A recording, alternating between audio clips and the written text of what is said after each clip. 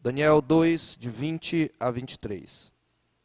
Disse Daniel: seja bendito o nome de Deus de eternidade a eternidade, porque dele é a sabedoria e o poder.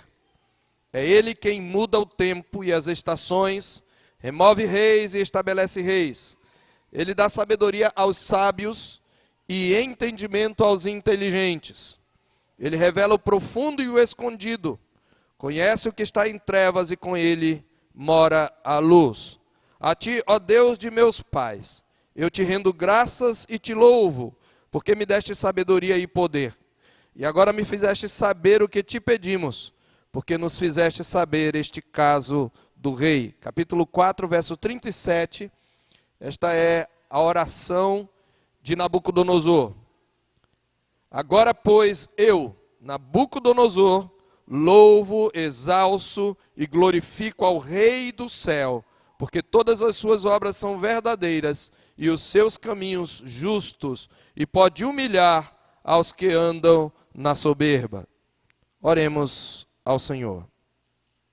Nosso Deus e Pai, mais uma vez nós suplicamos a Tua graça, suplicamos a Tua direção, suplicamos a luz do Teu Santo Espírito, para que compreendamos a Tua palavra e as suas implicações para a nossa postura frente à sociedade ao nosso redor. Nós te pedimos isto em nome de Jesus. Amém. Fé e política não se misturam. O púlpito não é lugar de mensagem política. Será? Certamente o púlpito não é um espaço para ser utilizado como palanque. Isto é, não deve ser instrumento de campanha político-partidária. Principalmente no momento de culto. Mas isso não é o mesmo que dizer que a fé não tem uma dimensão política. E não é o mesmo que dizer que o púlpito não deve ser utilizado para mensagens que tenham implicações políticas. Essa posição de que fé e política não deveriam se misturar é uma reação compreensível, embora equivocada, à maneira pela qual a igreja, especialmente no Brasil, tem se envolvido perigosamente com a política. Em seu engajamento, a igreja, em geral, acaba por realizar uma síntese, uma fusão perigosa com a cultura política ao seu redor.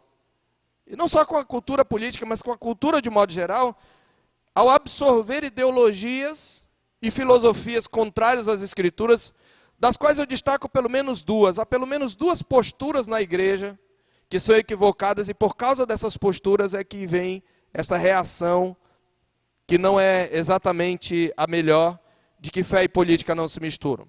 A primeira postura da igreja é o que eu chamo de pragmatismo. Pragmatismo é aquela filosofia ou posição que determina a verdade por aquilo que funciona, ou por aquilo que traz resultados. Então, se uma coisa funciona, então ela é boa. E o que eu chamo de pragmatismo no caso do envolvimento para a igreja? A igreja evangélica no Brasil, ela tem uma história de adesão político-partidária acrítica, buscando favorecimento corporativo num tipo de clientelismo gospel.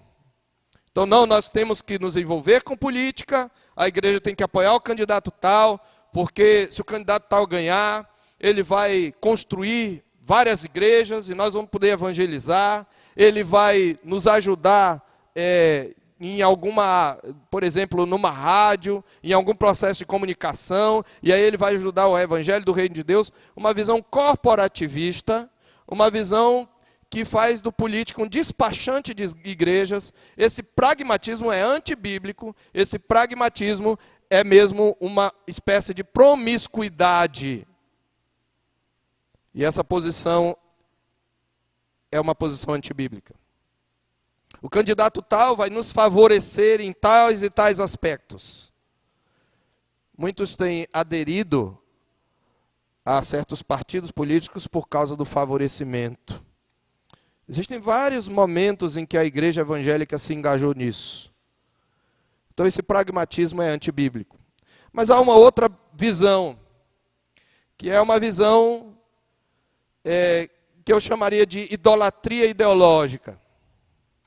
que seria a idolatria ideológica, no Brasil especialmente. Aqueles que estão mais ligados a um tipo de idolatria ideológica estão comprometidos, mesmo se dizendo evangélicos, com uma adesão política e ideológica, a uma visão anticristã de mundo em seus fundamentos. E eu estou me referindo ao marxismo, por exemplo. O marxismo traz uma visão do mundo e da história, uma proposta ideológica, inclusive que ao longo de 30 anos acabou por invadir e dominar o espaço acadêmico e os espaços políticos no Brasil. Uma visão que é totalmente contrária às Escrituras. Porque é uma visão que olha a história como uma história de luta de classes, onde há uma classe financeiramente, economicamente favorecida, que sempre é opressora, e uma menos favorecida, que sempre é oprimida. Ignorando que o pobre é também um pecador e pode se tornar opressor de seus semelhantes, e que um rico pode ser um crente que use as suas riquezas para o reino de Deus. Além disso, a visão marxista da história é uma visão que nega a Deus e que favorece toda forma de totalitarismo. E há muitas pessoas que se engajam nessa ideologia sob a justificativa de uma busca por uma justiça social, mas baseada não numa visão do reino de Deus, mas numa visão da história totalmente equivocada, e cujos equívocos são muito claros e foram demonstrados da história, pois em nenhum país onde essa ideologia foi aplicada, em nenhum país, ela deu certo. Então essas duas posições, cristãos que se engajam nessa ideologia e o pragmatismo, elas levam algumas a dizer, olha, eu não misturo fé com política, cristão não deve fazer política, não deve se envolver com política. Meus irmãos, o livro de Daniel nos ajuda a entender algumas implicações políticas da nossa fé, que serão muito úteis no atual contexto em que nós vivemos, especialmente do acirramento de discursos e de posições. Como nós sabemos, aqueles que têm acompanhado a exposição, Daniel vive entre dois períodos de grande efervescência política. Nós temos Daniel vivendo entre a ascensão do Império Babilônico, com a consequente queda do Império Assírio, em 605. E posteriormente, em 539, a queda desse Império Babilônico, com a ascensão do Império Medo-Persa. E como nós vimos também, nós podemos notar igualmente que Daniel conviveu com duas visões políticas, duas políticas governamentais radicalmente diferentes. O que eu quero dizer, por exemplo, é que, a política governamental de Ciro era bem melhor que a de Nabucodonosor e os seus precedentes. Pois, enquanto Nabucodonosor era cruel com seus vassalos e praticava a deportação como estratégia de domínio, Ciro adotou exatamente uma política oposta, a política de repatriação. Então, Nabucodonosor adotou a deportação para desestabilizar o governo dos países vassalos, mas Ciro teve uma outra atitude, aliás, uma inovação em termos geopolíticos na sua época. Porque antes de Nabucodonosor, os reis da Assíria, eles adotaram não só uma política de deportação, mas eram até mais cruéis do que os babilônicos. O cativeiro assírio para o povo de Israel foi mais cruel do que o cativeiro babilônico. Mas Ciro adota essa estratégia de domínio que tinha como sua principal ação a repatriação das nações vassalas. Então, Ciro, nesses dois reinos, que é interessante, isso é tão clara, essa visão, essa distinção política da época é tão clara, que como nós falamos quando Ciro invadiu a Babilônia, em 539, os súditos, os habitantes da Babilônia festejaram, na verdade. Eles não lamentaram, eles festejaram, eles ovacionaram a Ciro, porque ele tinha uma política de benfeitoria. E nesses dois reinos, meus irmãos, Daniel aparece como figura pública, ocupando um importante posto político. E a sua fé igualmente é manifestada, como nós vimos, como uma fé pública, que tinha implicações para os posicionamentos políticos que ele assume nesses reinos. E em ambos esses reinos, mesmo que um seja um pouco mais favorável à fé de Israel do que o outro, em ambos os regimes ele enfrenta desafios e conflitos. Então nós temos aqui, meus irmãos, a esfera pública como um espaço de exercício da fé. Então essa é a primeira grande lição e o primeiro grande princípio. A nossa fé não é alguma coisa que fica reduzida às quatro paredes da igreja, nem ao dia do Senhor, que é o mais importante dos dias. Mas aquilo que nós fazemos no dia do Senhor tem que ter implicações, tem que ter consequências na forma como nós agimos no nosso trabalho, nas decisões que tomamos, nas posturas que assumimos. E tem a ver também com nossos compromissos político-culturais ou político-sociais. E é isto que Daniel nos ensina. A esfera pública é um espaço do exercício do nosso sacerdócio. É tão interessante este princípio, este primeiro grande princípio. Quando nós olhamos, por exemplo, aquilo que nos deixaram o legado dos reformadores, nós vemos que eles tinham essa preocupação da expressão pública da fé.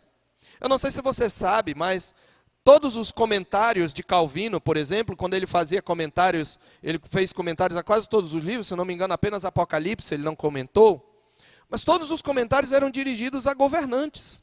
Na verdade, naquela época se lia muito mais do que hoje. Infelizmente, hoje não se lê quase nada, né? Se reduz às redes sociais, a filosofia de rede social. Mas naquela época se lia muito.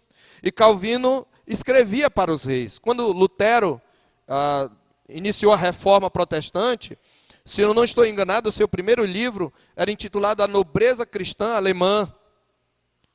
E quando Calvino fez a sua obra magna, as Institutas, ele a endereçou ao rei.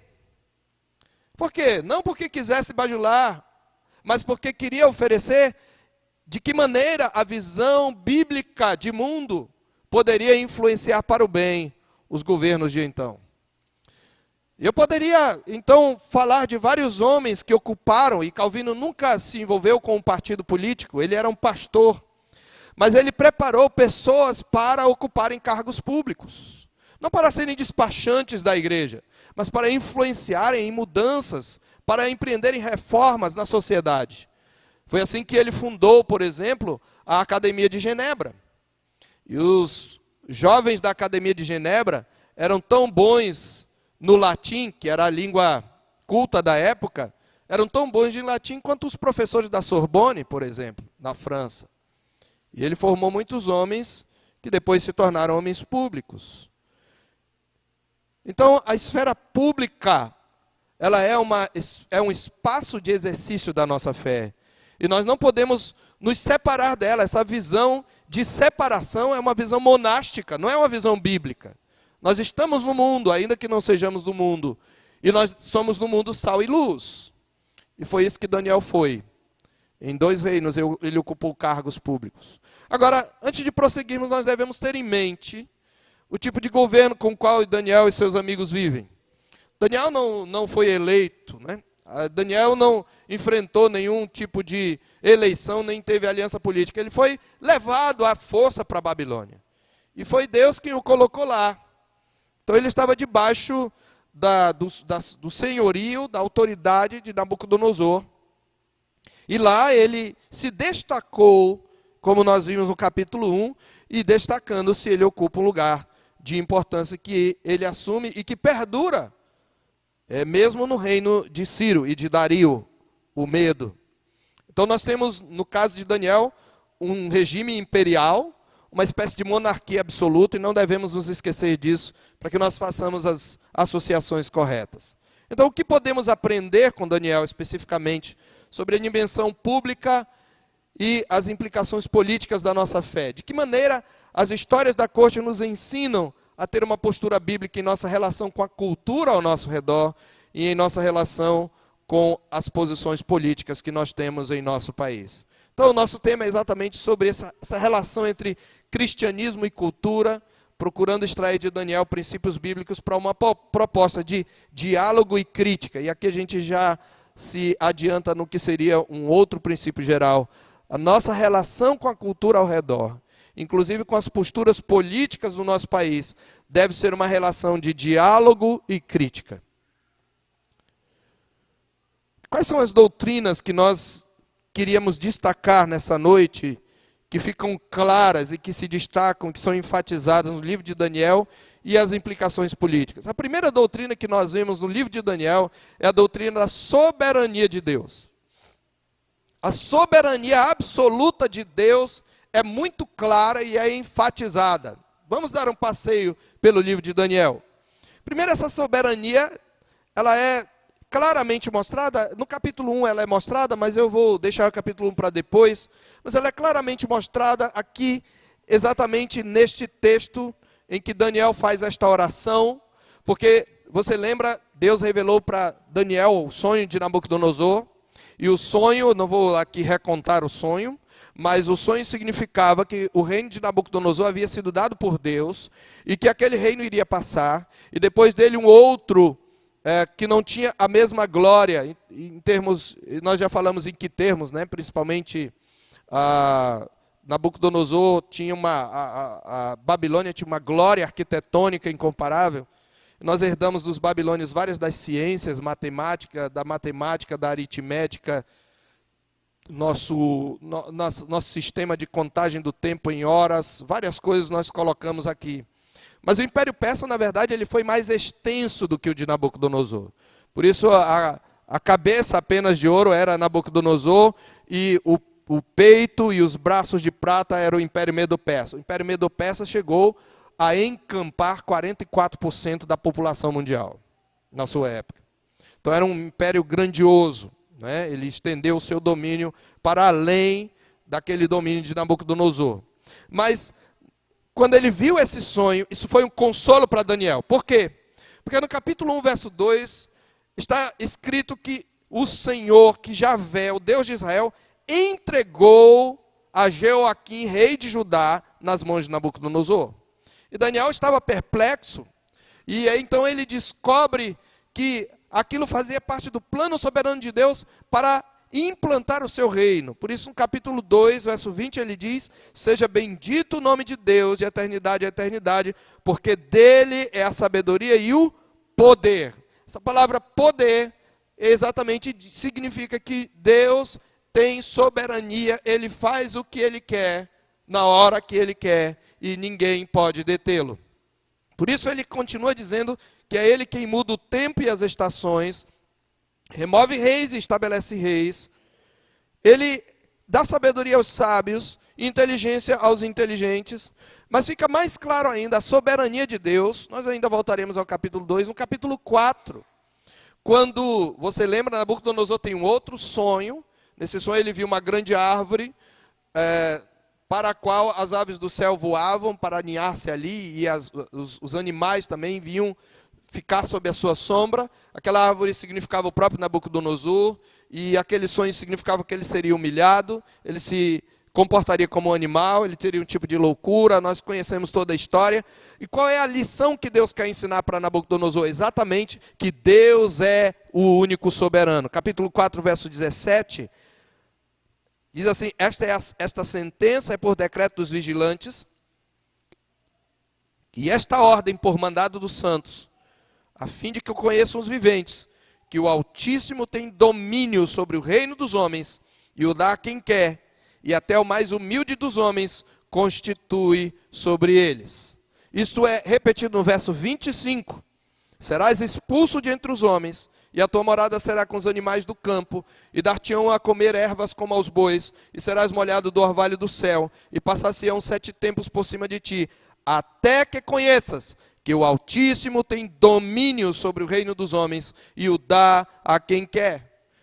No verso 32, serás expulso de entre os homens, e a tua morada será com os animais do campo, far-te-ão passar ervas, far-te-ão comer ervas como os bois, passar-se-ão 7 tempos por cima de ti, até que aprendas que o Altíssimo tem domínio sobre os reinos dos homens, e o dá a quem quer.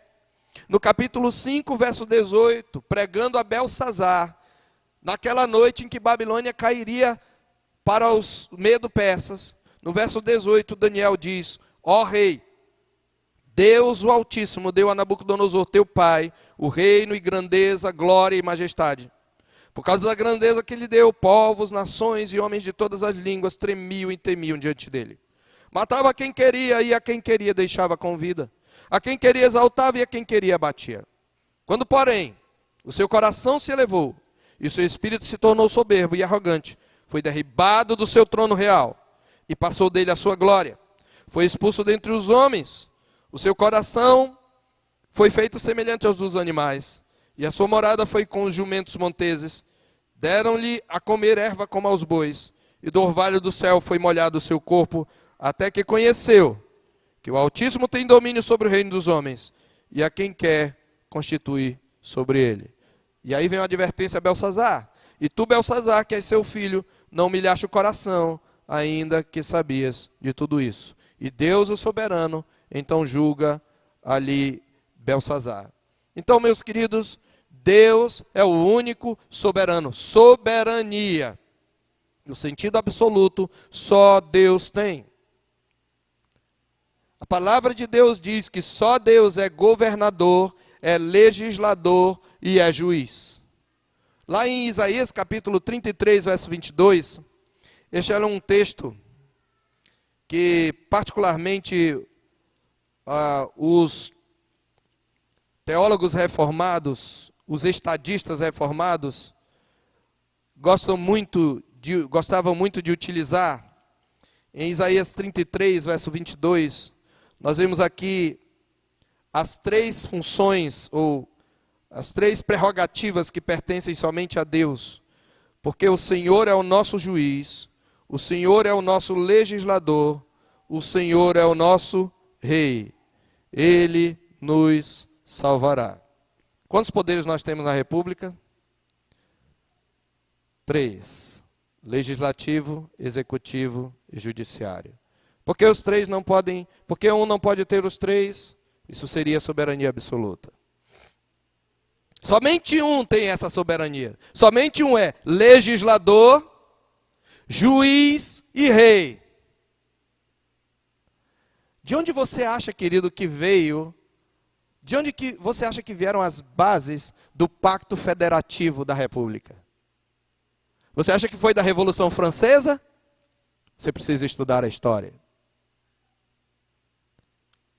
Não foi da Revolução Francesa. Foi de grandes teólogos reformados que escreveram sobre a palavra federação, vem da palavra latina fedus, que significa pacto, aliança. Teologia reformada é uma teologia pactual, é uma teologia aliancista.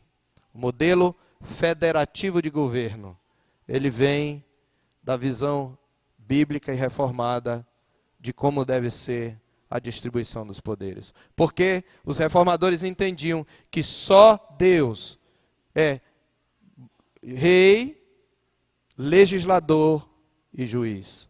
Isso traz uma implicação política ou não? Sem dúvida que traz. Isto significa que, se somente Deus tem o poder absoluto, nenhum governante, nenhuma instituição estão acima dessa soberania. Nenhum tem soberania absoluta. Eu digo mais, nem mesmo o povo tem soberania absoluta. Toda autoridade é autoridade derivada de Deus, delegada por Deus. Ficou claro nos textos que eu li. O Senhor deu a Nabucodonosor os reinos da terra. A tradição bíblica e reformada, meus irmãos, rejeita tanto o conceito de soberania absoluta do Estado, que é de Otto von Bismarck, estadista alemão do século XIX, quanto o conceito de soberania absoluta do povo, oriundo da Revolução Francesa. O que a Revolução Francesa diz? Que todo poder emana do povo. Talvez você já tenha falado isso, né? Este não é um princípio bíblico. Eu quero trazer aqui uma informação importante para você. A palavra poder nunca é usada no Novo Testamento, por exemplo, com referência à autoridade, ao governo.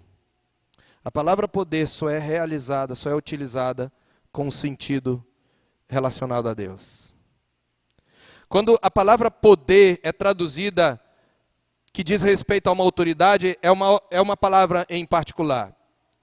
E aqui me permitam, de certa maneira, pedindo desculpas, mas quando a palavra de Deus diz que o Evangelho é o poder de Deus para a salvação de todo aquele que crê, esta é uma mensagem sim de perdão, de salvação, mas é uma mensagem política. Sabe por quê? Paulo escreve aos romanos. Ele escreve àqueles que habitavam na capital do império, que eram politizados. E você sabe, essa palavra evangelho, ela era usada para as notícias da parte do rei, de César. Quando o imperador subia ao trono, os arautos, eles iam evangelizar, eles proclamaram a boa nova, e a boa nova era: César é o Senhor, César é o nosso Salvador. A palavra evangelho era uma palavra secular, não é uma palavra inventada pelos cristãos, ela já existia. E evangelho era exatamente uma mensagem política da parte do rei. César está à frente para nos salvar. Ele é o Senhor. Kyrios Kaiser, diziam eles. E quando Paulo então diz que o evangelho é o poder de Deus para a salvação, ele está dizendo: César não pode salvar. Quem salva é Cristo. Cristo é o Senhor. O evangelho é o verdadeiro poder.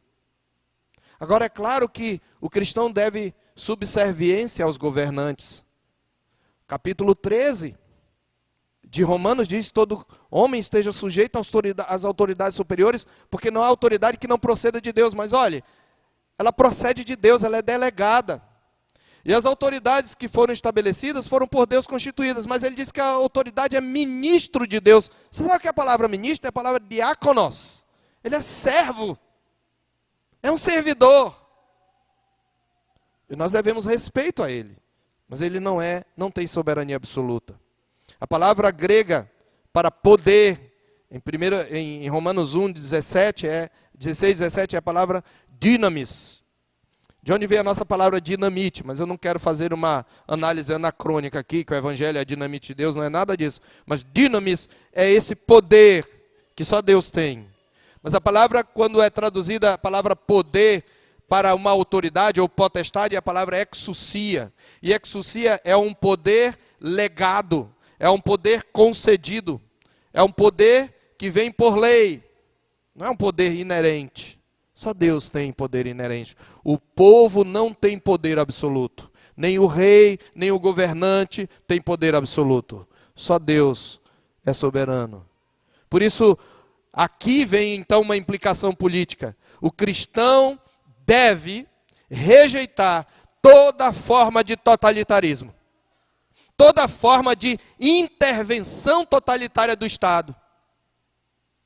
Porque quando Deus criou todas as instituições, Ele não as criou numa hierarquia. Deus criou a família, Deus criou a igreja, Deus criou o Estado para governar, mas um não tem soberania acima do outro, são soberanias compartilhadas. Só Deus tem soberania. E quando o Estado então interfere na soberania da família, ele está indo além da sua prerrogativa. E aqui eu faço uma aplicação muito rápida de uma forma em que o governo tem intervindo onde não deve. A lei da palmada, por exemplo. Quando o Estado começa a querer legislar ou intervir na forma como a família educa, sob a desculpa de que quer evitar a violência, o Estado está intervindo onde ele não deve. Quando o Estado quer ensinar valores aos nossos filhos e quer fazer com que a escola seja um espaço para os nossos filhos absorver essa nova moralidade relativista, inclusivista, pluralista, ateia, ele está incorrendo numa invasão de soberania. Ele não tem esse direito. E nós temos o dever de resistir pelos meios legais a essa intervenção do Estado. Ainda temos essa condição. E se não pudermos, e se a força do Estado prevalecer, a gente vai para a prisão. resistência. Percebe como a nossa fé, ela tem implicações? O que fizeram os companheiros de Daniel? Você lembra? Quando se quis implantar uma religião estatal e que eles se curvassem lá no capítulo 3, o que eles falaram? Ó, Nabucodonosor, quanto a isso não precisamos te responder. Se o nosso Deus quiser nos livrar, Ele vai nos livrar. Mas se não, fica sabendo que nós não nos curvaremos à imagem. O que Daniel fez quando os companheiros conseguiram fazer uma lei que tornasse a sua fé um crime? A mesma coisa que sempre fazia. Orava 3 vezes por dia, de janelas abertas. Meus amados irmãos, a doutrina da soberania de Deus, ela nos traz a implicação de que como igreja nós devemos resistir a toda forma de totalitarismo. Em mais de uma ocasião, Daniel ressaltou para os governantes que o poder que eles detinham era derivado e havia sido delegado por Deus para julgamento das nações que lhe foram confiadas. Em 2:37, tu, rei de reis, a quem o Senhor Deus do céu conferiu o reino, o poder, a força e a glória, a cujas mãos foram entregues os filhos dos homens, onde quer que eles habitem, os animais do campo e as aves dos céus, para que dominasses sobre todos eles. Tu és a cabeça de ouro. Foi Deus quem te deu. Nós já vimos outras passagens. Consequentemente, meus irmãos, a nossa lealdade e obediência, ela é delimitada pela palavra de Deus. Todas as vezes que o governo, todas as vezes que o Estado, todas as vezes que o povo quer impor um tipo de atitude, um tipo de postura, que adotando essa postura nós estaremos desobedecendo a lei de Deus, nós devemos dizer não. Pois como disseram os apóstolos em Atos 5:29, antes importa obedecer a Deus do que aos homens. Quando a ordem do rei ou as leis do império entraram em rota de colisão com a lei de Deus e a aliança, os filhos do reino não hesitaram em praticar a desobediência civil. Daniel 1, ele não seguiu a agenda toda do império. Em Daniel 3, os companheiros de Daniel não adoraram a estátua. Em Daniel 6, a lei dos medo-persas não foi obedecida. Quando obedecê-la seria negligenciar as devoções a Deus. Portanto, meus irmãos, essa doutrina da soberania de Deus, ela nos lembra que a autoridade do rei é relativa e é revogável. Esta é uma mensagem com implicações políticas.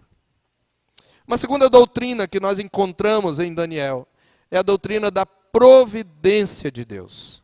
Ele não apenas tem autoridade absoluta, mas ele controla a história. A doutrina da providência, aqui um pouquinho de doutrina. Quando nós estudamos a doutrina das obras de Deus, Deus revela-se na sua palavra, nos seus atos, nas suas palavras e nos seus atos. E as obras de Deus nós podemos destacar a criação, que é aquele primeiro momento quando do nada ele trouxe à existência todas as coisas. E nós temos, por outro lado, a providência, que é aquele ato pelo qual Deus controla, governa e dirige as suas criaturas. Todo e qualquer acontecimento, ele acontece por determinação e obra de Deus. Isso é muito importante. A providência de Deus age no mundo para controlar. E eu preciso que você entenda uma coisa. Nós não temos como conciliar as verdades, mas nós temos que aceitá-las porque estão na Escritura. Deus é soberano e determinou tudo o que acontece. A Bíblia diz que Deus levanta até o ímpio para o dia da calamidade. Mas ao mesmo tempo o homem é responsável pelos seus atos. Porque o que ele faz voluntariamente. Ponto. Só vamos entender isso no céu. As duas doutrinas estão na Bíblia. E essa doutrina da providência de Deus fica clara na oração de Daniel, porque diz no verso 20 a 23 do capítulo 2, ele é aquele que remove reis, estabelece reis. Ou seja, ele não só é soberano, mas ele efetivamente é quem coloca quem ele quer, onde ele quer. Nós precisamos entender isso, irmãos. Ele remove reis e estabelece reis. Deus estabeleceu Nabucodonosor para disciplinar Israel. E Deus depois enviou Ciro para disciplinar Nabucodonosor. E Deus depois enviou Alexandre o Grande para disciplinar o governo medo-persa. E Deus enviou os romanos para derrubar o Império Grego. E Deus usou não o império, mas hordas bárbaras para destruir o Império Romano. Foi Deus quem fez isto. Fica muito claro isso no capítulo 1, verso 2. Quando a palavra de Deus mostra que os filhos do reino foram para cativeiro, e diz que no verso 1, no terceiro ano do reinado de Joaquim, rei de Judá, veio Nabucodonosor, rei da Babilônia, a Jerusalém e a sitiou. O Senhor lhe entregou nas mãos a Joaquim, rei de Judá, e o Senhor entregou inclusive alguns utensílios da casa de Deus. Deus entregou os utensílios da sua casa. Meus irmãos, está dizendo, essa é a doutrina da providência de Deus. Aliás, o capítulo 1, ele deixa muito clara a providência de Deus. Em 3 momentos nós vemos a providência de Deus agindo. Primeiro, Deus entregou o seu próprio povo ao Império Babilônico. Segundo, nós vemos essa providência aí, observe no verso 9. Ora, Deus concedeu a Daniel misericórdia e compreensão da parte do chefe dos eunucos. Deus entregou Daniel a Nabucodonosor, mas Deus também concede misericórdia e compreensão da parte dos opressores para os oprimidos. E em terceiro lugar, nós vemos essa providência no verso, observe, no verso 17. Ora, a estes 4 jovens, Deus deu o conhecimento e a inteligência em toda a cultura e sabedoria, mas a Daniel deu inteligência de todas as visões e sonhos. Essa observação, meus irmãos, da providência de Deus, nos ajuda a ver o seguinte: por mais que nós nos envolvamos em uma luta de caráter político, nós precisamos entender que Deus pode, mesmo que nós lutemos com todas as forças, enquanto temos a lei a nosso favor, para evitar o avanço do domínio opressor e totalitário de um Estado pagão, ainda assim é possível que faça parte do plano do Senhor Deus, que a nossa geração ou a dos nossos filhos passe por esta provação. Ou seja, é possível que valores contrários ao reino de Deus, valores pagãos, invadam a nossa sociedade de tal maneira que nós sejamos perseguidos e que isto faça parte da providência de Deus. Então, nós devemos nos conformar? Não, enquanto temos a lei, a Constituição, enquanto temos liberdade, vivemos numa democracia, nós devemos lutar pelos meios legais, mas isto significa que nós não devemos, de forma nenhuma, lutar com armas ilícitas, que nós devemos participar de tramóias, que nós devemos ser coniventes com certas atitudes de corrupção, né, com o objetivo, não, mas isso aqui é para que aquilo lá não prevaleça, não podemos fazer gol de mão. Não vale o que disse aquele líder religioso, para Jesus até gol de mão, não vale. Nós temos que lutar dentro das leis. E nós só devemos obedecer às leis naquilo em que esta obediência incorre numa clara desobediência a uma lei de Deus. Então nós precisamos entender, meus amados, que mesmo que nós devamos sim utilizar de todos os instrumentos para impedir o avanço de valores contrários à palavra de Deus, nós devemos lembrar que pode ser que queira Deus que os valores do reino sejam totalmente destruídos na nossa sociedade. E o que nos restará é ter a confiança e a tranquilidade de consciência de que transmitimos e que nós temos mantido os valores da fé que uma vez por todas nos foi entregue. A providência de Deus envolve também acontecimentos desagradáveis. Isso nos livra, meus irmãos, de a gente querer tudo a qualquer preço, da gente querer tudo pela força. Isso nos livra de nós participarmos de coisas que são contrárias à palavra de Deus. O cristão pode participar de manifestação nas ruas? Pode, mas depende da manifestação. Depende do que ele vai fazer. Se ele for fazer a mesma coisa que os outros vão fazer, ele não está sendo cristão. Existem certas coisas que o cristão não deve fazer. E se participar de algum tipo de manifestação vai levá-lo a incorrer nesse pecado, então ele deve se abster. Essa é uma questão de consciência. Então a doutrina da providência de Deus, ela nos ajuda em como nós podemos adotar uma postura frente aos acontecimentos que fogem ao nosso controle e aceitar como parte da ação de Deus. Uma terceira doutrina que nós encontramos aí é a doutrina de Deus como o justo juiz. Isso já fica claro até no nome do livro. É isso que significa Daniel. Deus é o meu juiz. E de fato, essa ideia de Deus como justo juiz, ela fica clara nos capítulos 4 e 5, como nós vimos, não é? A estrutura narrativa mostra que os capítulos 4 e 5 são paralelos. Capítulo 3 e 6 são paralelos.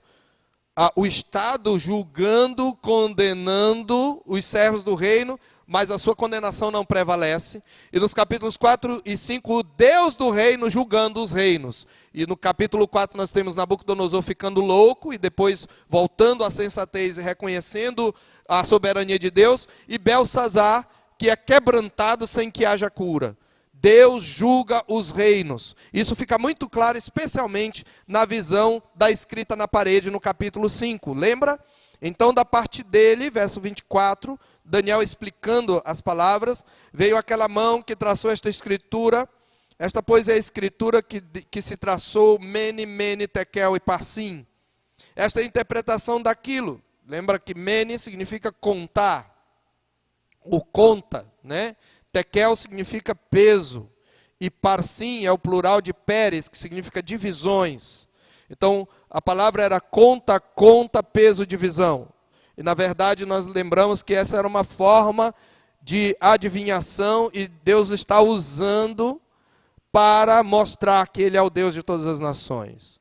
Está usando um costume dos babilônios, de pegar palavras e enigmas e interpretar. Os sábios não puderam. E o que significa Mene? Conta, contou Deus o teu reino e deu cabo dele. Isso é o ato de julgamento. Tekel, pesado foste na balança e achado em falta. Outro ato de julgamento.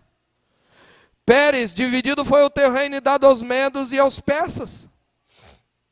Então ele está mostrando, Deus julgou. E antes disso, Daniel pregou um sermão a Belsazar, onde ele mostra que Deus havia julgado o pai dele. Você lembra?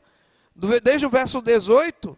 No verso 20 ele diz, quando porém o seu coração, referindo-se a Nabucodonosor, na verdade avô de Belsazar, quando o seu coração se elevou, o seu espírito se tornou soberbo e arrogante, foi derribado do seu trono real e passou dele a glória. E o verso 22, tu, Belsazar, que és seu filho, não humilhaste o teu coração ainda que sabias disso e te levantaste contra o Senhor. Então o teu reino foi julgado. Deus julgou a Babilônia, mas Deus havia julgado Israel. Por que Deus entregou no capítulo 1, verso 2, o seu povo? Veja, Deus não faz acepção de pessoas, Ele julgou a igreja. Olha, lá em 2 Reis, nós vimos isto em mensagem anterior, em 2 Reis 24, versos 2 a 4, nós encontramos o porquê de Deus ter entregado a Joaquim nas mãos do rei da Babilônia. 2 Reis 24 é uma narrativa do contexto contemporâneo de Daniel. Lá está escrito assim, 2 Reis 24, 2 a 4. Enviou o Senhor contra Joaquim bandos de caldeus e bandos de sírios e de moabitas e dos filhos de Amon. Enviou-os contra Judá para os destruir, segundo a palavra que o Senhor falara pelos profetas seus servos. Com efeito, isto sucedeu a Judá, por mandado do Senhor, que o removeu da sua presença, por causa de todos os pecados cometidos por Manassés, como também por causa do sangue inocente que ele derramou, com o qual encheu a cidade de Jerusalém. Por isso o Senhor não o quis perdoar. Então a providência de Deus, ela pode também usar um governo ímpio para disciplinar a sua igreja. Quando você olha para a igreja evangélica no Brasil, o que você poderia dizer? Será que nós não precisamos de uma disciplina de Deus? Será que não precisamos, talvez, de um governante, de um déspota que nos oprima e que nos obrigue a exercer uma fé genuína? pois nós não somos melhores que os judeus. Deus, os profetas não eram partidários de Nabucodonosor, sabe? Jeremias, ele foi considerado um inimigo número 1 da nação, inimigo político. Sabe por quê? Porque ele trouxe uma mensagem política, parecia uma mensagem, permito-me a palavra, traíra. Em Jeremias, capítulo 27, observe o que Jeremias faz. Isto é um pouquinho antes. Estamos aí no contexto do último rei. Daniel já estava na Babilônia. Joaquim tinha sido deposto, mas ainda Zedequias estava e Jerusalém ainda estava de pé e o templo ainda estava de pé. E ainda Daniel na Babilônia, Jeremias trouxe essa mensagem. No princípio do reinado de Zedequias, filho de Josias, rei de Judá, veio da parte do Senhor esta palavra a Jeremias. Assim disse o Senhor: faze correias e canzis e põe-nos ao teu pescoço. O canzil era uma canga que se colocava no boi para ele arar, para o boi ser subjugado e poder caminhar na direção que o agricultor queria. Então, o canzil, a canga, o jugo, era um sinônimo de colocar-se debaixo da autoridade de alguém. Então, ele faz canzis e põe o teu pescoço. Olha só o que ele diz: envia outros ao rei de Edom, ao rei de Moabe, ao rei dos filhos de Amon, ao rei de Tiro e ao rei de Sidom, por intermédio dos mensageiros que vieram a Jerusalém, ter com Zedequias, rei de Judá. Observe, esses homens, o rei de Amon, de Tiro, de Sidom, de Edom, eles tinham mandado mensageiros, embaixadores para Zedequias. Para quê? Eles estavam organizando uma coalizão de resistência a Nabucodonosor. E Deus disse: olha, Jeremias, faz cangas, bota uma no teu pescoço e envia uma para cada rei desses que estão aí coligados, que estão ali mancomunados para resistir a Nabucodonosor. E o que significavam esses canzis? Observe. Ordena-lhes que digam aos seus senhores: assim diz o Senhor dos Exércitos, o Deus de Israel, assim direis a vossos senhores: eu fiz a terra, o homem e os animais que estão sobre a face da terra com meu grande poder e com meu braço estendido, e os dou àquele a quem for justo. Agora eu entregarei todas estas coisas ao poder de Nabucodonosor, rei da Babilônia, meu servo.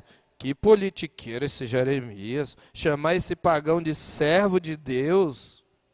Quer dizer que ele é crente agora? Não. Deus só está dizendo que ele tem domínio sobre crentes e ímpios. E ele está dizendo: eu entreguei a Nabucodonosor, todas as nações servirão a ele, a seu filho e ao filho de seu filho, até que também chegue a vez da sua própria terra, quando muitas nações e grandes reis o fizerem seu escravo.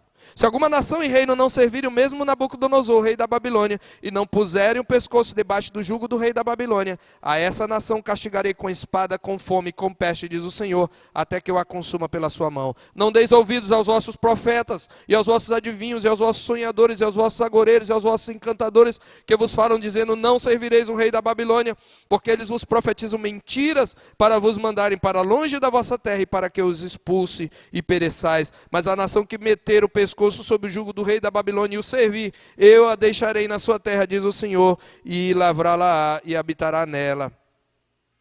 E ele diz ainda a Zedequias: metei o pescoço no jugo do rei da Babilônia, serviu a ele e ao seu povo, e vivereis. Mensagem política. No capítulo 28, Jeremias é preso.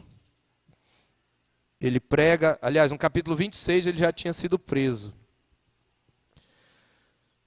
Você vai morrer, porque você está pregando contra a nação. Você disse que o templo vai ser destruído. Quem é você, rapaz? Mas ele sabia que o povo já tinha cometido idolatria, já tinha apostatado, e agora era tarde demais. Meus irmãos, o entendimento de que os governos que Deus utiliza como instrumento do seu juízo e disciplina sobre a igreja e sobre o mundo de um modo geral, esse entendimento, ele nos leva a, primeiro, humilhar o nosso coração, nos humilhar diante de Deus, a clamar por sua misericórdia, a entender que nem todos, ninguém é inocente diante de Deus, cada um tem o seu quinhão de culpa. Essa compreensão de que Todos eles estão debaixo do juízo de Deus e são responsáveis por suas ações e motivações pecaminosas. Livra-nos de qualquer tipo de messianismo, de qualquer tipo de adesismo ideológico. E nos livra igualmente, meus irmãos, de identificar qualquer ideologia ou forma de governo em particular com o reino de Deus. Esta foi a compreensão dos profetas como Isaías e Jeremias. Esta foi a compreensão de Daniel e seus amigos, pois ao mesmo tempo em que em Daniel se diz, e Jeremias repete a exaustão, que Nabucodonosor seria servo de Deus para executar juízo contra as nações, o Senhor diz que por intermédio desses profetas, que chegaria a vez do próprio Nabucodonosor receber seu quinhão do juízo da parte de Deus. Então isto mostra claramente que não havia da parte dos profetas e dos filhos do reino nenhum tipo de adesismo cego a qualquer partido favorável à invasão babilônica. O próprio livro de Daniel mostra isso. Porque enquanto em Daniel 1, 2, a palavra de Deus diz que Deus entregou Judá nas mãos de Nabucodonosor, no capítulo 4 temos o juízo de Deus sobre a Babilônia, para ensinar a ele que o Altíssimo tem domínio, ou melhor, capítulo 5, sobre o reino dos homens. Então a doutrina de Deus como juiz nos livra também de julgamentos precipitados. E aqui, veja como uma ideologia que considera o mundo dividido entre oprimidos e opressores não é bíblica. Veja, Israel era o oprimido aqui, mas Israel é culpado da opressão. Percebe? Não existem vítimas, totalmente vítimas. O pobre pode ser opressor. O pobre oprime. Quando um pobre, por exemplo, e eu não estou dizendo que só pobre faz isso, rico também faz, mas quando alguém que é pobre, apenas para exemplificar, se torna um bandido e coloca a arma na cabeça de um homem, de um empresário e seus filhos, quem é o opressor e quem é o oprimido? Isto é uma falácia que o marxismo quer fazer pegar na mente das pessoas. O homem é opressor do seu semelhante, seja ele de que classe for. Não há luta de classes, irmãos. Há o que, como chama um certo estudioso, luta de classificação. O homem sempre está competindo com seus pares e quer dominar seus pares. E por fim, meus irmãos, nós temos a doutrina do reino escatológico de Deus, que há de subjugar os reinos deste mundo. Essa doutrina é talvez a doutrina mais cara de Daniel, e ela vai se estender por todo o livro. Você lembra aquela visão que Nabucodonosor teve, não é? Daquela estátua e de uma pedra esmiuçando aquela estátua. E nós devemos lembrar no capítulo 2 que Daniel diz, observe no verso 44, mas nos dias destes reis o Deus do céu suscitará um reino, que não será jamais destruído, e este reino não passará a outro, esmiuçará e consumirá todos estes reinos, mas ele mesmo subsistirá para sempre. Como viste que do monte foi cortada uma pedra sem auxílio de mãos, e ela esmiuçou o ferro, o bronze, o barro, a prata e o ouro, o grande Deus fez saber ao rei o que há de ser futuramente. Certo é o sonho e fiel a sua interpretação. Deus suscitará um reino no dia desses reis. Você lembra, né? A estátua tinha como significado a ascensão e queda da Babilônia, depois da Medo-Pérsia, depois da Grécia, do grande império greco-macedônio, depois do Império Romano, e ele diz, no dia desses reis, Deus suscitará um reino. E exatamente nos dias do Império Romano, nos dias de César Augusto, Deus enviou o rei. Por isso, quando ele apareceu, ele diz, arrependei-vos, porque está próximo o reino dos céus. Mas ele não veio implantar o reino por meio de ações políticas. Ele fugiu dessas coisas, desse adesismo ideológico. Ele veio implantar o reino através da sua morte. Ao morrer na cruz, a Bíblia diz que ele triunfou sobre o príncipe deste século. Ele o expôs ao desprezo, triunfando deles na cruz. Ele ressuscitou, foi assunto ao céu e recebeu toda a autoridade no céu e na terra. E Ele está colocando todos os inimigos debaixo dos seus pés. E um dia os reinos deste mundo serão do nosso Senhor e do seu Cristo. Ele já reina. Todos aqueles que o servem um dia participarão desse reino que Ele consumará na sua vinda. Quando todos os reinos do mundo passarão. E só o reino de Deus ficará nos novos céus e nova terra, nos quais habita a justiça. É porque, por crer nesse reino de Deus, que nós nos livramos por esta fé, por esta confiança. Nós nos livramos de toda visão ideológico-redentiva. Nós não estamos aqui para redimir a história. A redenção é o ato divino. Nós podemos ser instrumentos de reforma na nossa sociedade, mas não de redenção. A ideia de redimir a sociedade não é uma ideia bíblica. A redenção é de pessoas. E é claro, pessoas redimidas, vivendo os valores do reino, vão ser instrumento de reforma. E nós podemos sim ser instrumentos de reforma na nossa sociedade. Eu falei do marxismo, mas isso não quer dizer que você vai dizer, eu sou da direita conservadora. Cuidado. Não se identifique tão prontamente. Isso porque nós temos um papel profético frente a todas as ideologias. A nossa fé tem implicações na vida em sociedade e na política. A nossa postura não é apolítica, mas deve ser apartidária. E na postura política dos filhos do reino, é claro que nós podemos nos alinhar com os discursos da sociedade que estejam mais alinhados com a visão bíblica de mundo. Como eu falei, que Ciro tinha uma visão mais favorável de liberdade religiosa, mas esse alinhamento, mesmo com alguns movimentos que talvez reflitam melhor os valores do reino, ele é sempre relativo, ele é sempre crítico, ele não pode descambar para o adesismo de massa. Embora Nabucodonosor não tenha realizado nenhuma perseguição ostensiva aos crentes, ele destruiu o templo de Jerusalém, ele saqueou os tesouros do templo, ele os levou para a casa do seu Deus, e Ciro devolveu os tesouros do templo, dispôs recursos para a reconstrução do templo, de modo que a política de liberdade religiosa de Ciro era melhor. E nesse contexto é lógico que nós podemos dizer que a política medo-persa era menos problemática para a fé monoteísta dos judeus do que a de Nabucodonosor. Não significa dizer, no entanto, meus irmãos, que a política medo-persa fosse de tal maneira idêntica aos valores do reino de Deus, que os filhos do reino pudessem ter com ela uma relação de total adesão sem crítica. Essa relação continuava sendo de diálogo e crítica. Da mesma maneira, nós temos hoje regimes e visões ideológicas com as quais podemos caminhar um pouco melhor, que são menos problemáticos para a visão bíblica de mundo, e outros que são mais problemáticos. É claro que, por nossa postura, nós não podemos em nenhum momento aderir a certas posturas ideológicas totalmente anticristãs. E nós precisamos ter esse discernimento, porque há ideologias que são tão opostas aos valores do reino, que temos que rechaçá-las quase de todo. Agora, a mesma política de Ciro e seus sucessores não deixou de ter seus problemas.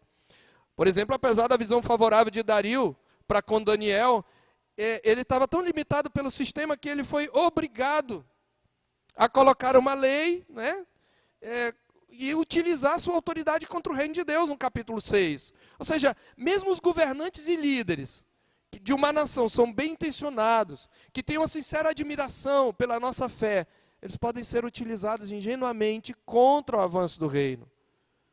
Essa noção nos livra tanto de demonizar governos, como de idolatrá-los. Isto nos livra do que convencionamos chamar de messianismo, de acreditar que este ou aquele candidato vai trazer mudanças radicais em nossa nação. E implantar aqueles ideais que só o reino de Deus nos trará. Só o reino de Deus, queridos. E nós devemos ansiar os novos céus e nova terra.